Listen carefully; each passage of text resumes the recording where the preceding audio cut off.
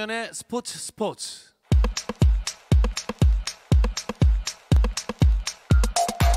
국내 축구 이야기 축구장 가는 길 시작하겠습니다. 함께할 두 분 소개해드릴게요. 중앙일보 송지훈 기자, 월간 축구 전문지 포포투의 배준경 기자 함께합니다. 안녕하세요. 안녕하세요. 자, 어제 일단 대표팀 경기가 있었는데 오랜만에 허리 각도를 이 예각이 아니라 둔각으로 뒤에 기대가지고 편하게 봤습니다. 예각, 둔각 되게 오랜만에 들어온. 전 잘 알고 있는데. 아, 그래요? 공부 안 하셨나요? 아니, 예. 너무 오랜만에 쓸 일이 없잖아요, 평소에. 아닌데요? 친숙한데요? 아, 그렇습니까? 네. 아니, 허리 이런 둔각으로 식으로, 안 하셨나요? 이런 식으로. 농담입니다. 네. 편하게 보셨죠? 아, 그렇죠. 뭐 사실상 전반 30분쯤 지나니까 오늘 경기의 승부의 추가 어디로 기우는지가 너무나 명확해져서 네. 뭐 사실은 저는 뭐 섣불리 또 경솔하게 뭐 한 13대 0 뭐 이런 숫자까지 생각을 했었는데 뭐 전반에만 사실 5골이 나왔잖아요. 5골로 크게 리드를 했고 후반에 3골을 추가해서 이제 8대 0으로 이겼는데 그 어제 선발 출전했던 공격수 3명 그러니까 김신욱, 손흥민, 황희찬 이 선수들이 골고루 돌아가면서 득점을 했고 뭐 특히 김신욱 선수 같은 경우는 혼자서 4골을 터뜨리는 그 대활약을 했고요. 그리고 후반에 교체 출전한 권창훈까지 골을 보태면서 뭐 어제 굉장히 좀 낙승을 한 오랜만에 굉장히 좀 월드컵 예선인데도 마음 편하게 봤던 그런 경기였습니다. 네, 뭐 한 두 자릿수 골을 터뜨려줬으면 좋겠다라는 바람이 있었는데 그것까지는 미치지는 못했었던 것 같아요. 뭐 약체를 상대한다 이러면 밀집 수비를 저희가 예상을 하고 났는데 그럴 걱정할 수준도 아니었던 것 같아요. 이 현대 축구의 가장 특징적인 부분 중에 하나가 이제 강팀과 약팀의 어떤 그 실력 차가 많이 좁혀졌다라는 거거든요. 네. 그래서 아무리 우리가 약팀이라고 부르는 나라도 정말 마음 먹고 이제 밀집을 하고 나오면 좀처럼 뚫기가 어렵다라는 게 우리 공통된 그런 이제 분석이고 전망이고 하는데 어제 스리랑카 같은 경우는 뭐 그래도 이 세계 축구가 모두가 다 같은 흐름으로 가는 건 아니구나 네. 라는 걸 깨달을 수 있었던 그런 나라고 상대팀이고 월드컵 예선인데도 불구하고 상대를 약간 좀 불쌍하다라는 그런 느낌으로 봤던 게 좀 오랜만이다라는 생각이 들었고요. 어제 그 TV 중계 멘트에도 나왔고 또 관련 기사 그 댓글에도 나왔는데 조현우 선수는 과연 경기 끝나고 샤워를 했을까? 저 정말 궁금했습니다. 물어보고 싶었는데 못 물어봐서 그게 좀 아쉬웠어요. 그거 기사 났어요. 누가 물어봤는데 안 씻었다고 합니다. 네, 샤워를 설마 아마 쓰기 좋게 만들어준 말 같고요. 설마 저희 퇴근하고 나서 들어가면 세수는 하는데 씻지는 않지는 않았을까요? 저는 제 생각엔 발은 닦았을 것 같습니다. 그렇죠. 예. 네. 이게 무슨 말이죠? 뭐 그만큼 편하게 그 경기하고 저희도 본 경기였는데 축구에서 골이 나올 수 있는 경우의 수를 거의 대부분 만나볼 수 있었던 경기가 아니었나 싶어요. 사실 그런 경기였고요. 그 감독의 의도가 뭐 거의 들어맞았던 그런 경기라고 볼 수 있겠는데 그 상대가 아무래도 뭐 아까 앞서서 송지훈 기자가 언급을 했지만 그 피파 가맹국이 210개국인데 거기서 이 스리랑카의 랭킹이 202위거든요. 그 정도로 하위권에 있는 팀인데 이런 상대를 대해서인지 이 벤투 감독이 모험해볼 수 있는 어떤 시도는 다 해봤던 것 같고요.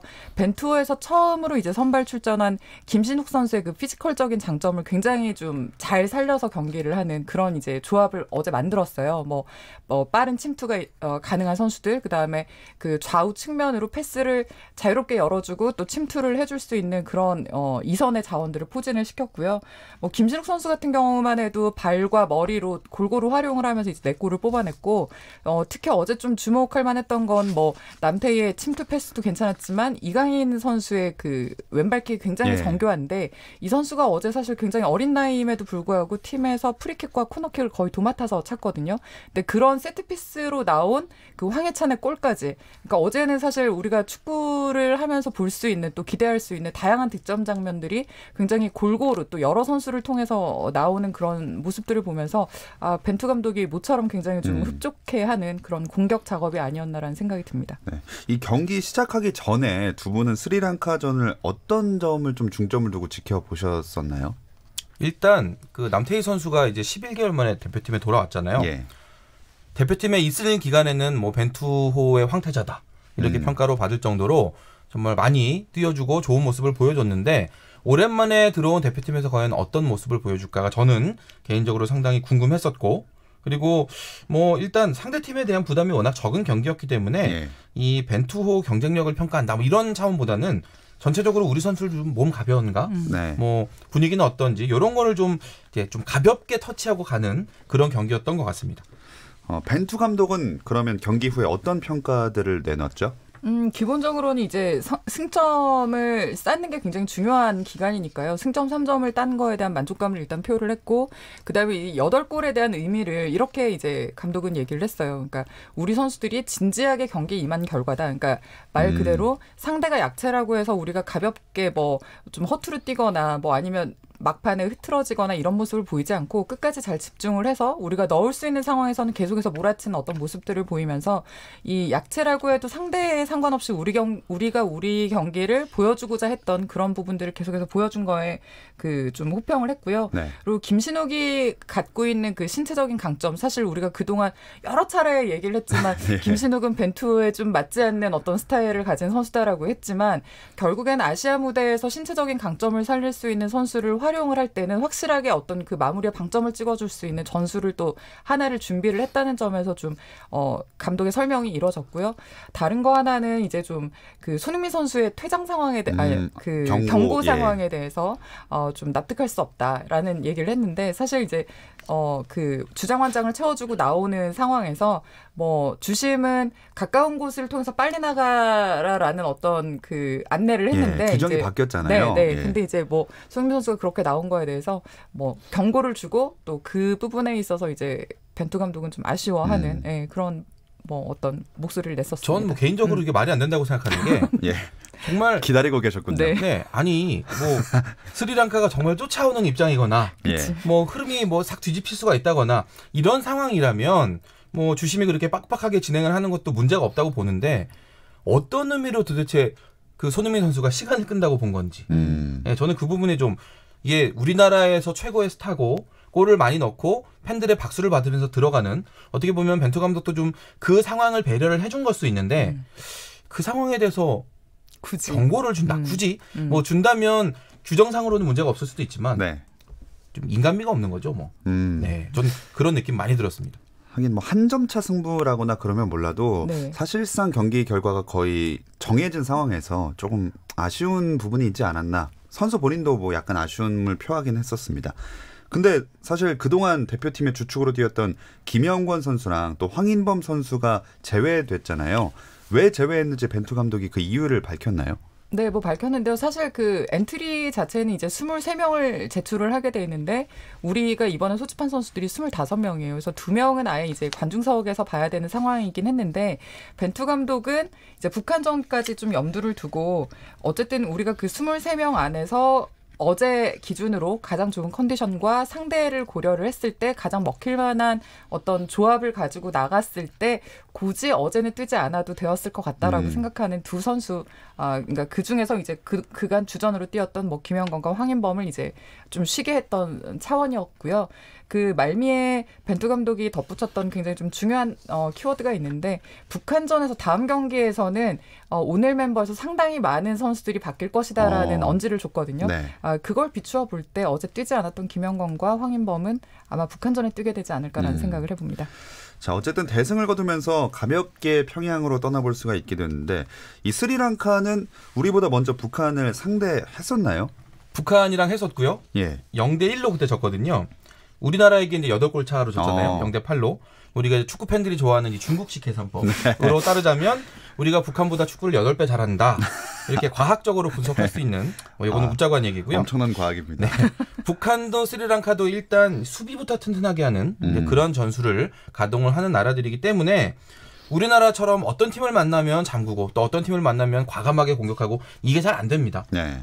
기본 전술 자체가 잠그는 전술이라서 득점이 많이 날 수 없는 이제 그런 나라들인데 일단 우리 입장에서 좀 주목할 만한 부분은 북한이 이 스리랑카의 수비진을 상대로 한 골만 뽑아냈다라는 부분. 요거는 좀 주목할 필요가 있을 것 같은데 우리 입장에서는 북한의 역습만 좀 조심을 한다면 평양 원정에서 실점 없이 돌아올 수 있겠다라는 가능성을 본 그런 경기이기도 했습니다.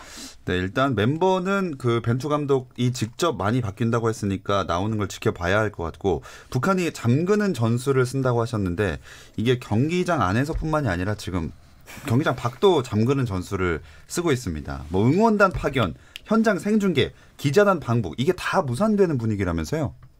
네, 뭐 승진 기자가 좀 준비를 한 게 있나요? 네. 사실 이제 저희 입장에서도 좀 보내려고 했다 잘 안 됐던 그런 상황이기 때문에 많이 아쉬운데 이 북한 방문하는 게 사실 그냥 계획만 세워서 되는 게 아닙니다.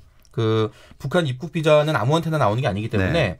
북한 관련 단체의 초청장 이게 있느냐 없느냐가 비자 발급에 아주 중요한 이제 변수가 되는데 북한 축구협회가 선수단에게는 비자 발급을 했지만 뭐 말씀하신 대로 응원단, 취재진, 중계진 이제 이런 쪽 사람들에게는 초청장 발급을 거부했거든요. 네. 우리가 굳이 줄 필요 없다라고 했는데 이건 무슨 뜻이냐면 우리 중계진이나 취재진이 이제 중국에 건너가서 북한 비자를 받을 때 초청장이 없기 때문에 비자가 나올 수도 있고 안 나올 수도 있어요. 그러면 중국에서 그냥 돌아올 수도 있다는 얘기거든요. 뿔복이군요. 그렇죠. 그 정도의 위험을 감수하면서 그냥 건너가기는 좀 어렵다는 점에서 본다면 글쎄요. 생중계도 그리고 우리 기자들이 현장에 가서 소식을 전하는 것도 이번 경기에서 좀 많이 어려워졌다라고 말씀드릴 수 있을 것 같습니다. 그럼 경기를 실시간으로 보는 게 불가능해진 건가요? 거의 사실은 좀 불투명한 상황이죠. 그러니까 어떻게 보면은 그 현지에서 화면을 받아서 뭐 내부에서 써야 되는 그런 상황이 될 수도 있는데 그것마저도 지금 사실 좀 불투명한 상황이고요. 네. 뭐 까딱하면은 피파 홈페이지라든가 뭐 어디 실시간 그 스코어가 올라오는 사이트들을 보면서 이걸 쓸 수도 있는 그런 상황이 되게 제가 요거는 이제 하나 팁을 드리자면 제가 어디서 얘기를 들어보니까 네네. 우리뿐만 아니라 러시아하고 중국 방송사들도 이 중계권을 샀다고 해요. 네, 우리 같은 가격은 아니긴 하지만 구매했다는 얘기를 제가 들었기 때문에 만약에 러시아나 중국 쪽 방송이 실제로 이제 보실 수 있는 분들이라면 한번 찾아보실 수 있을 것 같고 그게 아니라면 합법적인 범위 안에서 그 생중계를 보기는 좀 어려울 것 같습니다. 자, 참 상황이 어수선한데 우리 선수들이 이런 상황에서 경기력을 잘 발휘를 할 수 있을지 걱정이 좀 되거든요. 뭐 그렇다고는 해도 사실 이 문제 자체가 계속해서 올 초부터 계속해서 뭐 언급이 되고 언론을 통해서도 계속해서 노출이 되고 했던 부분이기 때문에 사실 선수들이 뭐 정신적인 무장 자체가 느슨해지거나 아니면 너무 뭐 두려움에 압박감에 뭐 있다고는 생각되지 않고요. 벤투 감독도 사실은 그냥 일반적인 경기처럼 준비를 하되 이제 그러니까 들어가는 동선이라든가 뭐 동선이 사실 꼬이면 선수들의 피로도가 올라갈 수도 있고 컨디션 관리를 하는 부분이 굉장히 좀 문제가 될 수 있는데 네. 그 부분은 사실 벤투 감독이 계속해서 염두에 두고 좀 준비를 해왔던 부분이기 때문에 뭐 사실 경기 자체를 치르는 건 큰 문제는 없을 것 같고 다만 이제 현재 뭐 인조잔디라든가 뭐 관중들의 압박이라든가 이런 게 있을 수는 있겠으나 이런 건 사실 좀 멘탈 관리하는 영역이어서 뭐 어쨌든 그 손흥민 선수의 말이 좀 뭐 어떤 상징성을 갖는다고 보는데 뭐 북한에 가서 뭐 뭘 먹고 싶으냐 뭐 보고 싶은 게 있느냐라고 물었을 때 손흥민 선수가 우리는 관광이 아니라 경기를 하러 가는 거다라고 얘기를 했거든요. 어쨌든 선수들의 그 정신적인 무장 상태는 좀 잘 되어 있는 게 아닌가라고 생각이 됩니다. 네. 네. 외부 상황에 진짜 흔들리지 않고 경기를 잘 펼치고 돌아왔으면 좋겠습니다. 그리고 오늘 또 22세 이하 대표팀의 평가전도 열리고 있는데요. 이 경기는 저희 방송과 함께 시작을 했습니다. 이 얘기는 잠시 쉬었다 와서 짚어보겠습니다.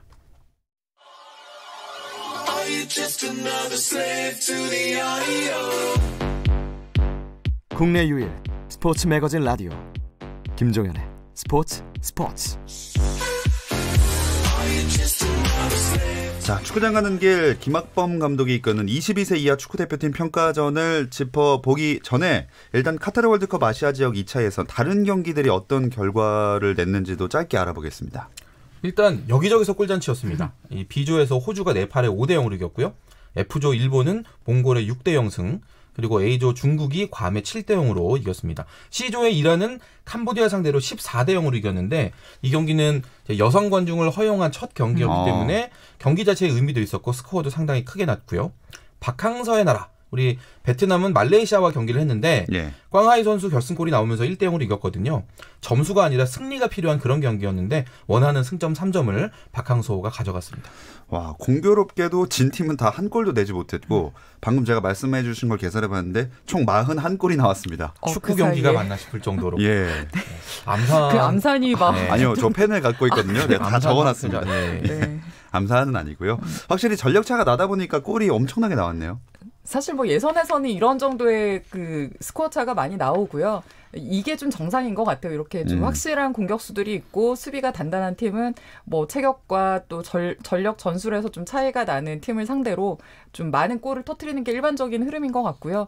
이제 우리가 좀 생각하고 기대하는 그 굉장히 타이트한 흐름, 또 뭐 접전 이런 거는 아무래도 3차 예선으로 넘어가야지 되겠죠. 그렇습니다.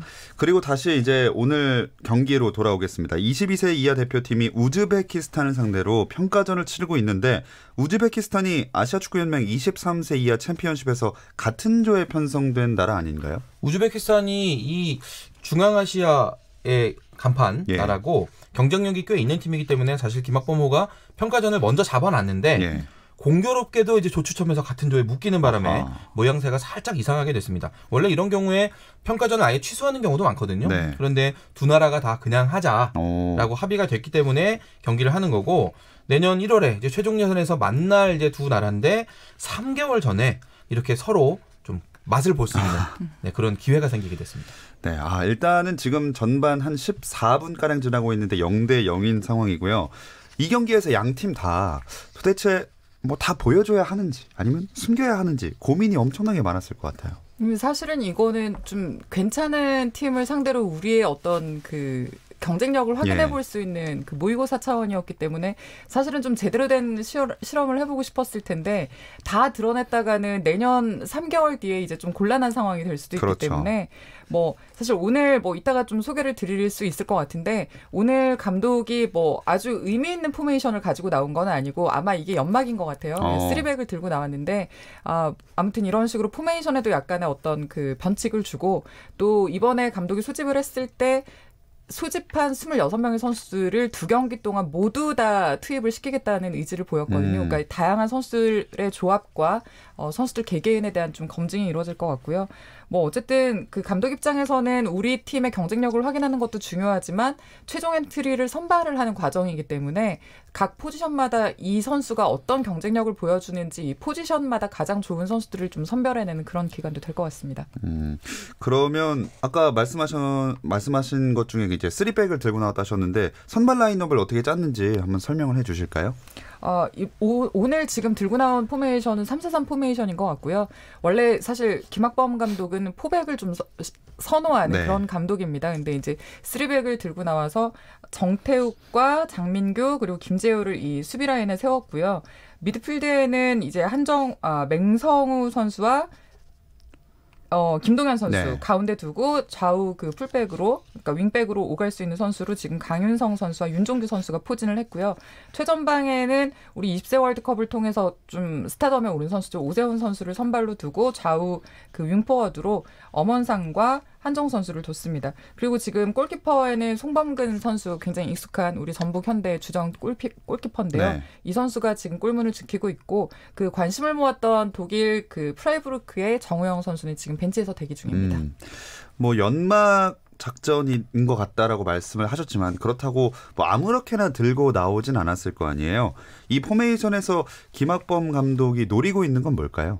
일단 그 우즈벡이라는 이 나라 자체가 어떤 뭐 기술 뭐 이런 부분보다는 힘이나 체력 이제 이런 부분에서 상당히 강하고 이제 기술은 점점 발전하고 있는 그런 나라인데 아무래도 전체적인 뭐 오세훈 선수를 지금 원톱으로 전방에 지금 기용한 걸 보더라도 일단 체격적으로 좀 밀리지 않는 그런 테스트를 해보겠다라는 게 보이고 그 배진경 기자가 정확하게 짚은 것 같은데요. 3백을 가동하는 건 일단 뭔가 연막.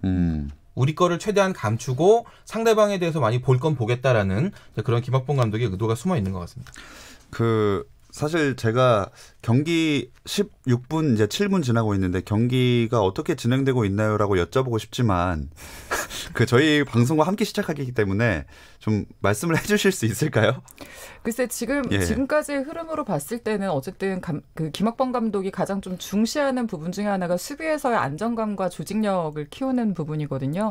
아마 지금 그런 그 형태를 갖춰가는 중이라고 볼 수 있을 것 같고요. 사실 이번에 소집된 선수들도 호흡이 아주 딱 들어맞는다고 보기는 어려울 텐데 그 감독이 주문을 했던 어떤 뭐 지역적인 그 방어라든가 그리고 우리가 그 공격으로 전환하는 부분에 있어서 얼마나 좀 매끄럽게 할 수 있는지를 좀 점검을 해볼 텐데 지금까지는 좀 그냥 특별한 상황은 나오지 않고 계속해서 공방이 좀 벌어지고 있는 것 같습니다. 네, 지금 아직까지 계속 0대0 흐름으로 가고 있고요. 말씀하신 대로 최종 명단이 발표가 되지 않았기 때문에 오늘 평가전 결과에 따라서 변화가 있을 가능성이 좀 있죠. 평가전이라는 건 말 그대로 이 점검해보는 그런 의미가 이제 큰 그런 경기이기 때문에 이 멤버가 그대로 다 최종 예선 간다? 저는 그거 절대 동의할 수 없고요.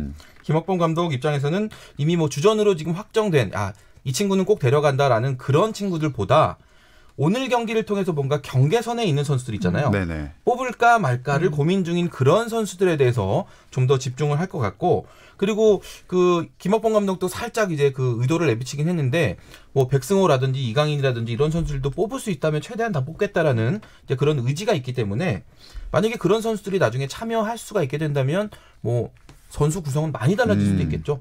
지금 여기 있는 선수들도 출전 시간이 얼마가 됐든 가지고 있는 걸 최대한 다 보여주는 그런 정도의 집중력이 필요합니다.